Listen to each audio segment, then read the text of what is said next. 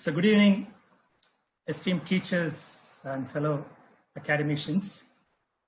I thank IAP for asking me to be a participant in the Rainbow Series during this Green Week of Vibgio. And I'm honored to have my classmate, Dr. Riaz, with an excellent teacher and was the first speaker of the Rainbow to chair this session. We had 10 sessions or talks prior to my talk, and there are 10 more sessions, so I'm standing midway. This talk is totally different from what you have been hearing for the last 3 weeks. I thought I would present something on a relatively different subject. I was asked to talk on a topic related to adolescent pediatrics, but as a session on body image in adolescents was already planned by Central IAP, which we were able to successfully webcast last week, I thought I would dwell on a topic, on this topic, as routinely we do not give much importance to it. And microbiomes can make or break us. Professor K. Elizabeth touched upon gut microbiomes during her talk organized by Trivandrum IAP on World Digestive Health Day on May 29th. I shall be dealing with it in a broader aspect, touching upon its effect on adolescents, the current COVID-19 scenario, and our obligations to maintain our ecosystem, our environment, so that we can lead a healthy life. Just 5 days back, we observed World Environment Day, and today I'm going into our environment at the microscopic level. Before I start, I'd just like to remind all of you that the virtual meeting as Zooming is, remember that you're in front of a camera. Dress smart and appropriately, and be presentable and pleasant. Your background should not be disturbed, and the light should be in front of you so that we can clearly see your face. Mute the mic when you are not speaking, otherwise whatever noise is made there not only disturbs the speaker, but it goes over the whole area, and that is creating a disturbance to the listeners also. Now, whether you want to off or on the camera, it is recommended that when you are in a closed conference, the camera should always be on, but then in a meeting like this, it may be better to have it off so that you can take a deep breath and relax. Now, this is what happened last month. A man was spotted taking a bath during a Zoom meeting with the Brazil president, Jair Bolsonaro. Now, this created a lot of embarrassment for the president and the person. So he was probably getting bored with the whole issue, and he thought, meanwhile, while the talk is going on, he will get his bath. And then, unfortunately, he didn't realize that the camera was on his computer, and this is what happened. So, let me tell you, please be presentable and be aware that you are in front of a camera. It is okay to drink something, but eating or yawning or showing other such things are supposed to be not good manners, but then it's up to you. Now, before I start a prologue, I'm going to talk about human microbiomes. I'll be telling you what it is. Riaz has just introduced the topic, its magnitude, its impact on health and in sickness, especially microbiomes and adolescents, because as I was asked to talk on a topic on adolescents, I think I should touch on adolescents also. Microbiome and COVID-19, microbiota transplantation. And the purpose of this talk, why did I select this topic? Is it just to kill the time? No, I have a special purpose of it will come towards the end. And our responsibility as doctors. Before I start, I would like to pay my respects and homage to the teacher of teachers, Professor K.C. Rajavan. The microbes, they are detected on and in our body. It was discovered with the discovery of microscope 300 years back. It is present all over the body. A few species helped us, that is what we thought earlier, They synthesize vitamins and amino acids. They degrade toxins, they're protective, and digest plant material. We assumed that these organisms did nothing more and will not affect our health. Now, that is not the status anymore. The magnitude, there are 13 trillion cells in the human body. 1 trillion is 10 raised 12. That means 1 million million. Million maybe is not a common terminology for Indians because 1 million is 10 lakhs. We usually call it as lakhs and then 1 crore. So 10 lakhs is 1 million. Another 10 lakhs would be 1 trillion. We have 30 trillion cells in a human body. But interestingly, they coexist with 130 trillion bacterial cells. 10 times the number of cells of the human body is present on or in our body as the bacterial cells. The humans have 20,000 human genes, and we coexist with 5 to 8 million bacterial genes. That's about 200 to 400 times the number of genes that we have. Now look at the difference. And if we're talking about ancestry, the microbes, the bacteria, because they were there when the living organisms came in. Whereas the human beings came in only at the time of the evolution when the apes became Homo sapiens. So that way also they have a richer ancestry, and all possible ways they are numerous, they are above us, and they are in a way superior to us. It's a zoo on your skin. The human body is likened to an entire planet full of different ecosystems. The skin microbiome, there are 250 genera. Can you just imagine that? 250 on a skin. And on a forearm alone, there are 44 species. The most stable habitats are the nostril, ears, and the inguinal crease. Now coming to what a microbiome and a microbiota are. Now microbiota, the definition is the ecological community of commensal, symbiotic, and pathogenic microorganisms that literally share our body space. They can be commensals, they can be symbiotic, helping us also, and as well as pathogenic also. Now the microflora, the term is not much used now. It was used to denote the microorganism in the hollow viscous, especially the gut. But technically it is a microorganism of the plant origin as against microfauna, which is of animal origin. But this terminology is not much used now. A microbiota or microorganism clearly tells you what it is.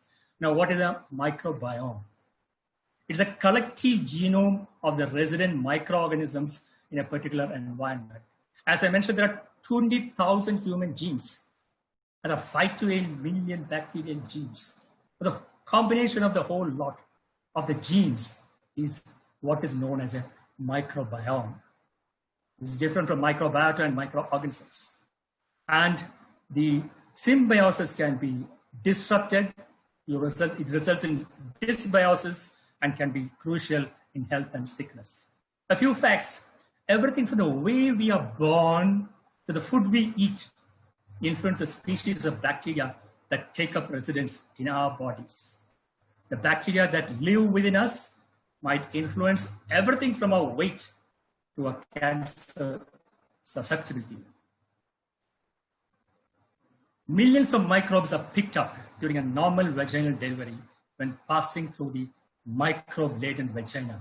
They are being lathered in vaginal microbes, and it is vital for a newborn. But in a cesarean section, but less diverse array of microbes, but there may be other pathogenic organisms also, like a staphylococcal and Clostridium difficile, which they pick up from the hospital environment. I was told by a former professor who was in the UK that he had a young colleague who was so much obsessed with microbiomes and microbiota that he wanted his wife to have a normal delivery, vaginal delivery. But unfortunately, he had to go in for a cesarean section. He was very much depressed with that because his child is not going to get the normal array of microbes that is usually required. So when the child was given to him, I was told that he smeared the face and body of the child with the vaginal secretions of the child's mother. So that is the extent to which obsession people are, just like people are obsessed about keeping our environment properly. So they were thinking, the person was thinking of the future of the next generation so that they have a good life ahead. It's a hidden, forgotten organ. So after birth, the gut is laden with genes for digesting milk proteins, breaks down foodstuff that our cells cannot do. They harvest energy from our food, but provide us with nutrients. They prevent the growth of harmful bacteria. It's very important.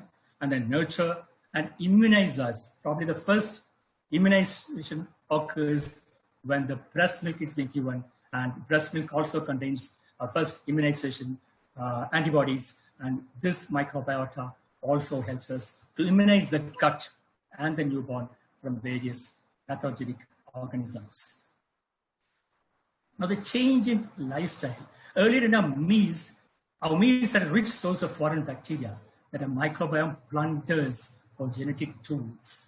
It has been studied that the Japanese gut have genes from a marine species which allows them to digest carbohydrates in seaweeds, but process food blocks bacteria from outside, and the Western gut has become gentrified. They have changed new blocks, but in the bargain, they have lost genes and organisms which can digest a lot of other things.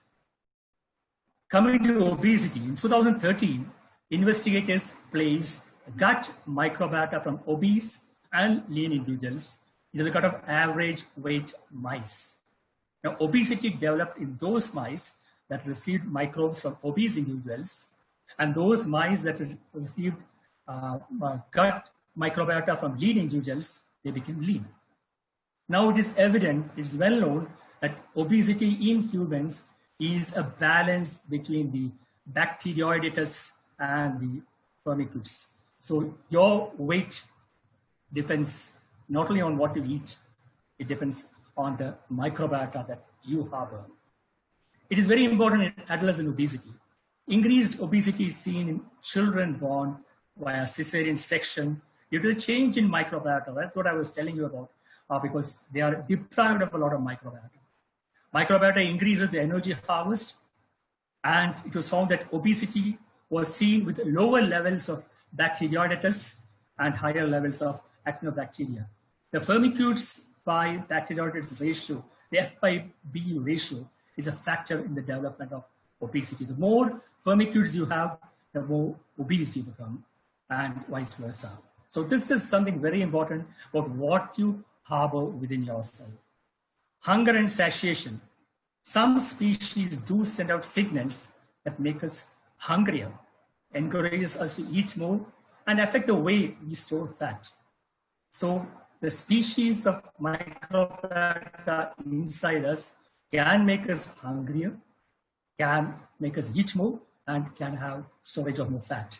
A woman with a vicious gut infection was cured by giving her a transplant of her husband's gut bacteria. Now, this came in 2008. I'll be talking about transplantation towards the end of the talk. Our minds and the microbiome.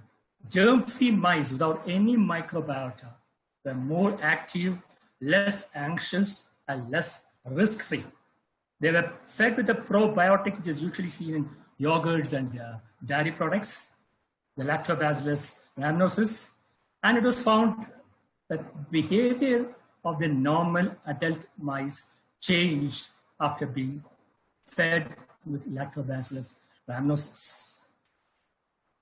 The gut bacteria and sexual choices. 2 sets of flies were brought in. 1 set of flies were given diets of starch, they were known as the starch flies, and the other set was fed with maltose, known as maltose flies. It was found out that those flies which were fed on starch preferred to mate with the same category, the same starch flies, and those raised on maltose preferred to mate maltose flies. Now, this is probably the reason why the adolescents and even adults have this love at first sight. You see somebody and then you develop a crush for him or her, and then you fall in love. without any rhyme or reason.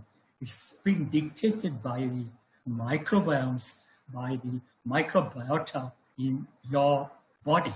This again is the reason probably after you get married, the microbiomes change and then you start disliking each other and you have more and more of divorce rates. So whatever we are doing to a great extent may be dictated by the microbiota that we have. But they can collaborate with our enemy. They are mostly our allies, but can also be turned against us. Viruses use bacterial surfaces molecules as reins to ride towards the host cells, to sneak past the immune system. They become unwitting collaborators for dangerous infections. It's something like you've got a guard in your house. You hope the guard is going to protect you and your belongings, but then the guard sees a friendly or old-time friend of his, and unwittingly he lets that stranger in who happens to plunder your house. So these things can happen. Unwittingly, the normal microbiota can create a problem for us. Now, there's a Human Microbiome project that started in 2018. It went on to 2012 by the NIH USA. There were 200 researchers, 80 research institutions, and 5,000 samples were seen. Now, their inferences were microbes contribute more genes responsible for human survival than humans' own genes. We know that there are more genes there on and in our body than our own genes. So they found out that a human survival is not merely based on our own genes, it is based on the genes of the organisms that we harbor. The components of the microbiomes change over time, as I was telling you about the allow-us side. They can be affected by a disease state. They can also be affected by medication, which is very important from the doctor's point of view. Researchers found a shift to less species diversity in vaginal microbiome of pregnant women. Now, is it a preparation for the birth that there's a change, maybe because of the hormonal changes and other changes that do occur, that there is a change in the vaginal microbiome. Of course, you all know with the production of vitamins, immunity, both innate and adaptive immunity, they colonize and prevent pathological organisms. Now, interestingly, the gut microbes, the Bacteroidetes, have to produce non-lithocolic bile, and they even prevent gallstones. A lot of diseases and disorders are implicated with dysbiosis. Inflammatory bowel disease is well known, and so also celiac disease, non-alcoholic fatty liver disease, and even colorectal cancer. The atherosclerosis can be accelerated. Studies have shown the change in the difference in the microbiota. Various autoimmune diseases, diabetes, rheumatoid arthritis, muscular dystrophy, multiple sclerosis, fibromyalgia, and a lot of other things have probably a triggering factor from the microbiome. Psoriasis and asthma, which is very common. Maybe the hygiene hypothesis also has got a role to play in it. Autism spectrum disorders. Now, this is very important. What's found that the core behavioral impairments, they change in a mouse model with features of ASD. So oral treatment with human commensal Bacteroides fragilis, that corrects the gut permeability, alters microbial composition. They ameliorate defects in communicative, stereotypic, anxiety-like, and sensorimotor behaviors. So the autism spectrum disorders, maybe to a great extent, is influenced by the bacteria or microbes that it is being harbored in the body. But at least in case of autism spectrum disorders, they can be modified. Effects can be modified with microbiota. Psychiatric problems. Microbes can modify the production of neurotransmitters. It's found to have relief in schizophrenia, depression, and bipolar disorders. Depression is a microbiome gut-brain axis is well known, and evidences show that microbiota is a key factor mediating the link between diet and depressive illness. If you're depressed more than usual, probably you should change your diet and see if that has a problem. That has a thing. This is a meek cat facing a ferocious dog. Now look at the guts the cat has, with even the dogs looking up. Probably it's not the cat that makes the cat bold and takes a risk. It is probably the microbiomes in the cat that makes the cat have the guts to take on the dog. Protection from cancer. It can also produce an immune response against cancer. Bacteria stimulates the natural killer cells and enhances the potency of the immune response. It enhances the visibility of the tumor to the immune response induced by vaccination with the bacteria. So even though there are microbiota that are responsible for colonic cancer, a lot of cancer can be prevented by the right type of microbiota. Antibiotics, we all know that they definitely alter the microbiome. So it's absolutely essential that we use it only when it is totally indicated. Once you give an antibiotic, studies have shown that it takes almost 3 months for the microbiota to come back to its original position. The changes that occur, and it's a gradual process coming back to the original. So antibiotics have got a great effect. Avoid antibiotics with long half-life unless it's totally indicated, and avoid prolonged use if possible. Wherever it's necessary, stop it as soon as you think it's not necessary. So antibiotics play a major role in altering the microbiomes of our body. Proton pump inhibitors and H2 receptor blockers. They suppress acid-mediated breakdown of proteins, reduces release of B12 from food particles, and there's insufficient elimination of pathogenic organisms. They cause bacterial overgrowth in 35% of patients. The result is that unnecessary giving administration of these antacid-like things, which we think are necessary, can create a lot of problems. We most often give one of these whenever there's a diarrhea with vomiting, or when you're giving a steroids. So be careful. There is no much indication in a child to give a proton pump inhibitor or H2 blocker unless in specified cases where it's indicated. So the misuse of this or the overuse of this should be curtailed, because that again makes a lot of difference in the gut microbiota. Non-steroidal anti-inflammatory drugs proven to play a major role in altering the gut bacteria, are particularly associated with distinct microbial population. They are also known to affect the immunity. Maybe that's the reason why NSAIDs could worsen COVID-19. It is well known that if you give non-steroidal anti-inflammatory drugs to a patient with COVID, it can be disastrous. Maybe the microbiomes have a role in it, because NSAIDs can change the gut immunity, the gut microbiomes, and that could be the reason why they have a problem, especially when there's COVID-19. It also might be having a problem with other conditions also, but it may not be that evident. So the disease process, we thought of one organism causing one disease, but we know a lot of diseases, the degenerative process, collagen disorders, allergies, chronic diseases, you name it. The reason behind is the human microbiome, the change in the human ecosystem. Humans are believed as super-organisms. We're each like a super-organism. We are living in a unified alliance between the genes of several different species, only one of which is human. We are only just one among the different species where we harbor in and on our body. Now coming to microbiota and adolescents. The pre-adolescent gut have a totally different set of microbiomes. Now this has been studied in detail. There's a change from the pre-adolescent value of microbiota to the adult value. Studies have been shown to find out the species using the 16S ribosomal RNA gene and the shotgun metagenomic sequencing, and they have found there's a definite change in the pre-adolescent microbiota and the adult microbiota, even though they are living in the same place and there's not much of change in their diet. Studies were done earlier from the Bangladesh and the United States, ages between 9 and 14. They compared the fecal microbiota of children.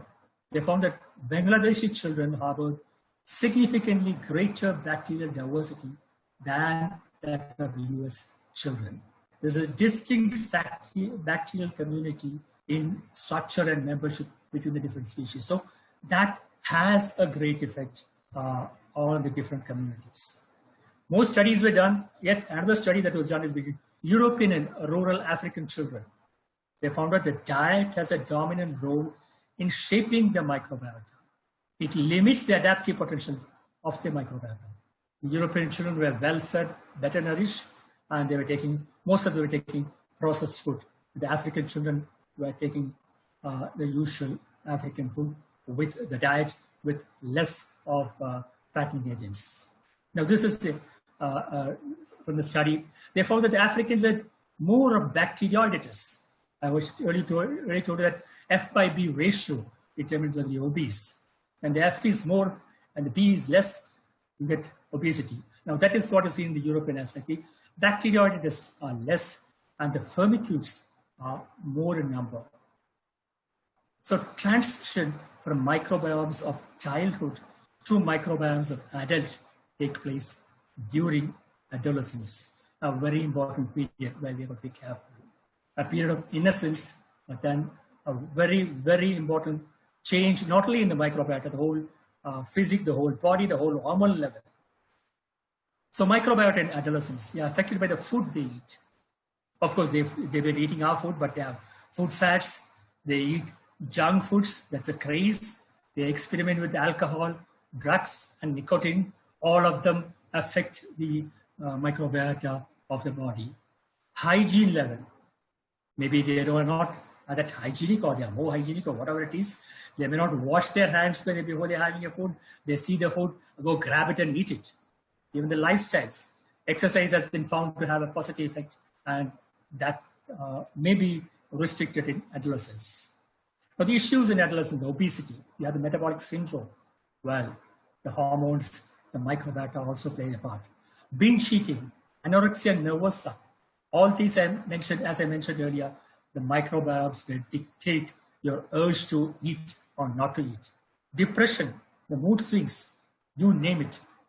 They're all linked to microbiome, either directly or indirectly. So there's a major concern during adolescence, and we've got to be careful to advise them as to what they should do and what they should eat. Now, microbiome and COVID. Well, any talk these days is incomplete without the game changer of the millennium, the COVID-19. So I'll also dwell upon it based on the few studies which I have been able to pick up. The gut microbiota affect the lungs. There's a vital crosstalk referred to as the gut-lung axis. Earlier I mentioned about the gut-brain axis. Now there's a gut-lung axis also, which is bidirectional. The gut microbiota are known to tune the immune cells of the pro-inflammatory and the anti-inflammatory responses, thereby affecting the susceptibility to various diseases. The immune gut homeostasis is orchestrated by the tuning of the regulatory balance of pro-inflammatory responses. If there's an overreaction, it can result in a cytokine storm. And if it's underreaction, they can aggravate the clinical complications. So maybe what we are seeing in COVID, the cytokine storm in some patients, or the decreased defense mechanism, is all related to either the overreaction or the underreaction of the microbiota. This was the gut microbiota. If there is underreaction, then the balance tips down. Or if there's an overreaction, it goes up, and then you have all the problems resulted from the cytokine storms because of the release of the pro-inflammatory response. Fiber-rich diet not only change the intestinal microbiota, but can also affect the lung microbiota. That now is very important. Not only intestinal microbiota, because there's a link between the intestinal and the lung microbiota. In murine models, removal of certain gut bacteria by antibiotics led to the increased susceptibility to influenza virus-like infection in the lungs. In other words, you give an antibiotic to the murine models, and it was found that those murine models had an increased susceptibility to certain influenza-like infection. Otherwise, everything is the same, only the antibiotic was there. So it is quite possible that gut dysbiosis may be influencing the clinical manifestations in COVID-19 as well. Patients with COVID-19 who had diarrhea, nausea, and vomiting have been seen to have a worse outcome overall, again pointing out to the microbiomes. Now, composition of the gut microbiome could partially explain the difference in susceptibility, why some people succumb to the illness, not only old people, even young people are succumbing to the illness. So is there a reason for that? Young, healthy people succumbing to the illness. So gut microbiota may be responsible for that. Now, this is an article published by Dr. Lichi Thomas. She did a post-graduation in obstetrics and gynecology from Calcutta Medical College in 2000 and 2002. Now she has stopped practicing gynecology. She's in research and publication. The article says that the discovered core gut microbial features may serve as a potential of preventive treatment target for intervention, especially among those who are susceptible to the SARS-CoV-2 infection. So even though we cannot change it, probably the diet can serve as a preventive or a treatment target for intervention. Maybe there's a reason why the Chyawanprash sales has gone up by 400% because of the publicity, of course. Maybe it has some effect or it doesn't. I'm not sure about that. I'm not completely papers on that. But the diet probably has some role to play because the diet is highly malleable and you can change the microbiome.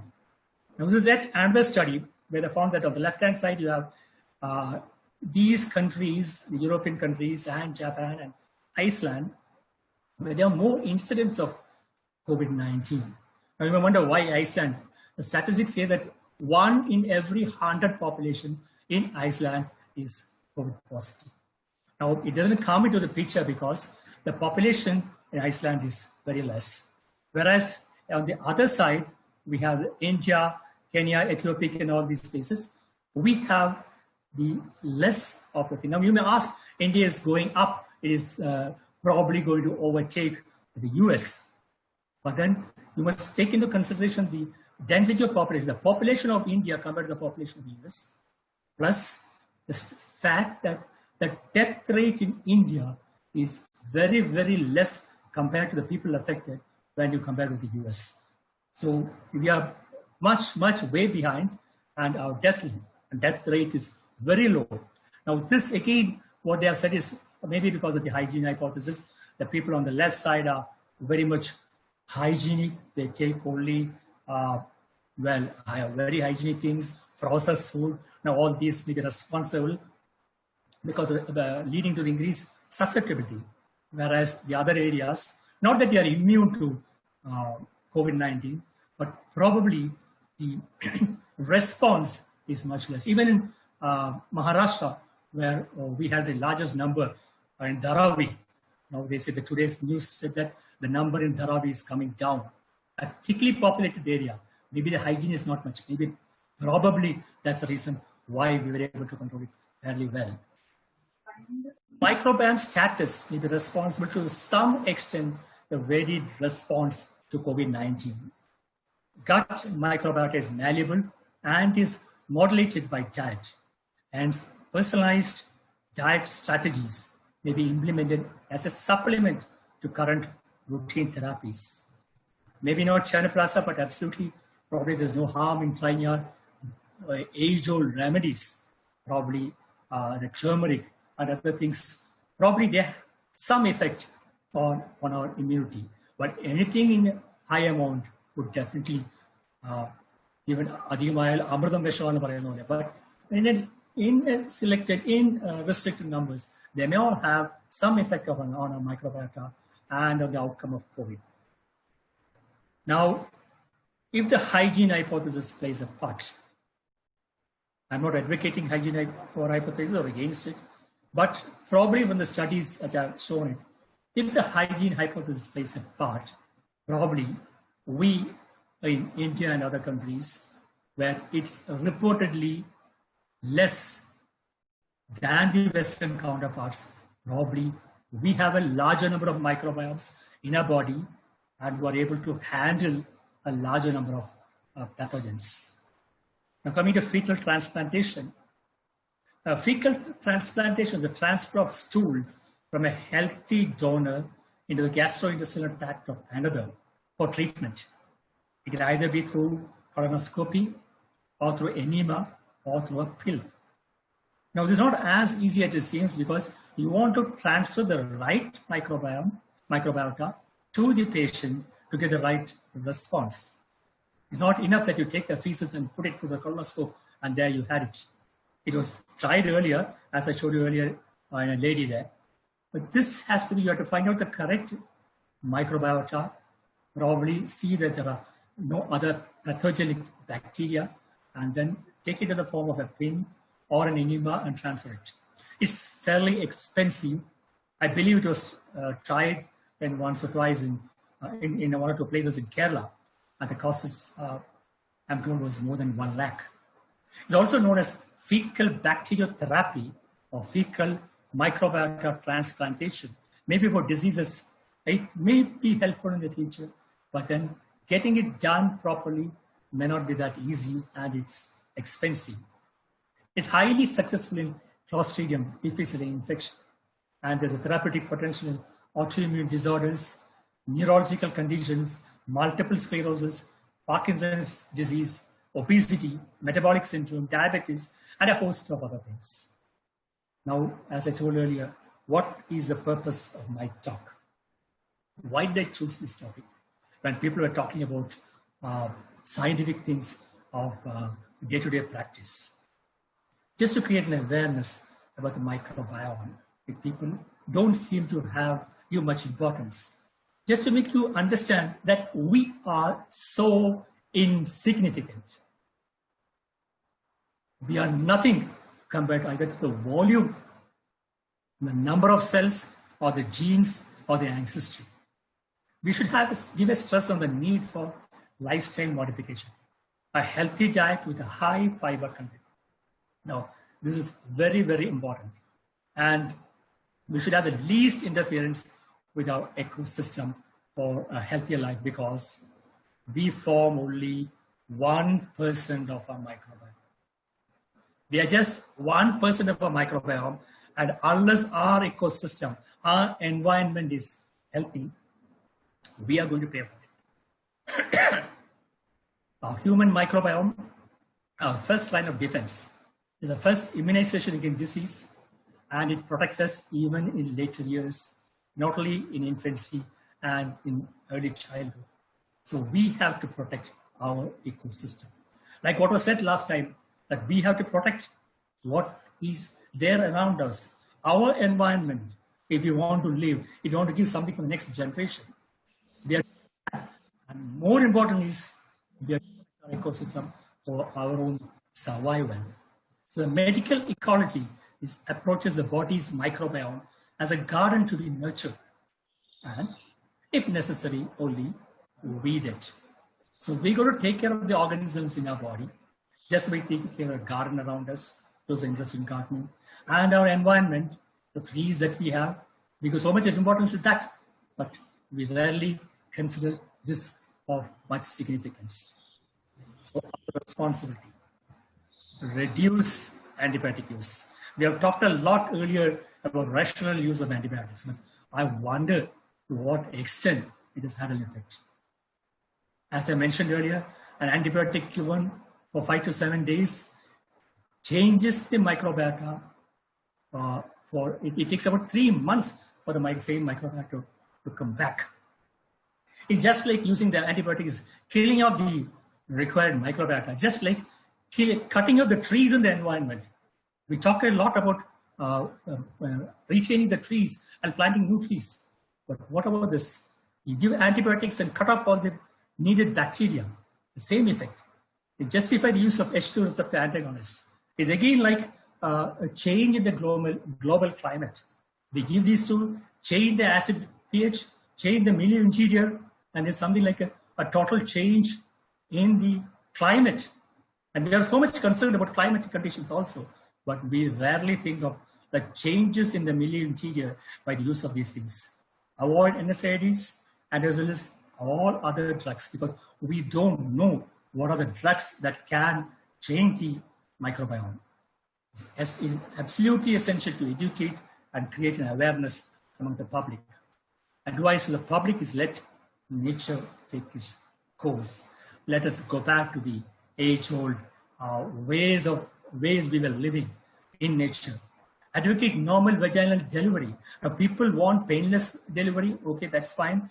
People want a cesarean section because they wanted the baby to be born at a particular time, on a particular day. And we're going to tell them that makes a lot of difference having a normal delivery. Advocate exclusive breastfeeding. Tell the public the advantages. It's not only giving the right protein or the right nutrients, it's a first immunization, and exclusive breastfeeding gives the needed microbiomes to the child.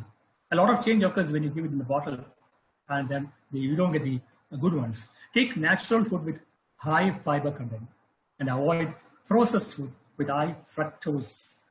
High fructose contents can also change the microbiome.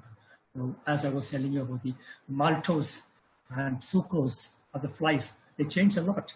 Avoid processed food, because processed food, they are so done so that the bacteria in them are destroyed, and it is seen that they have high high salt and other things, so that there is no growth of bacteria. When you consume these things, the same thing is going to happen to your microbiomes. An advice to adolescents would be eat clean, raw vegetables and fruits. Not only to adolescents, to all our patients, even we should take care of that.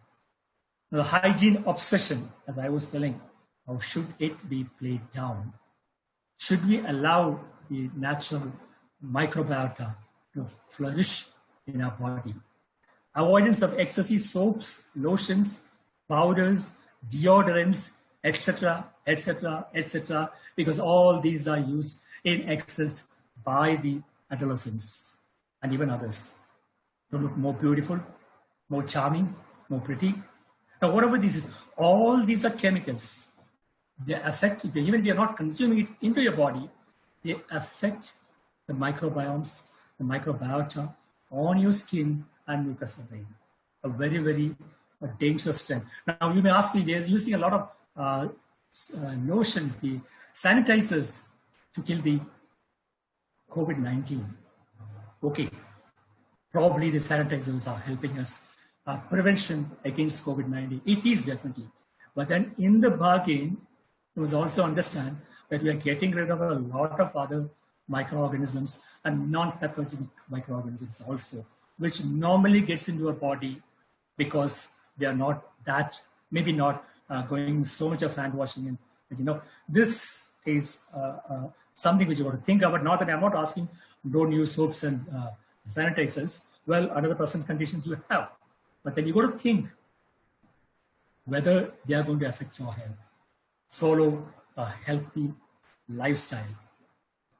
Thank you for your patient listening. Thank you very much.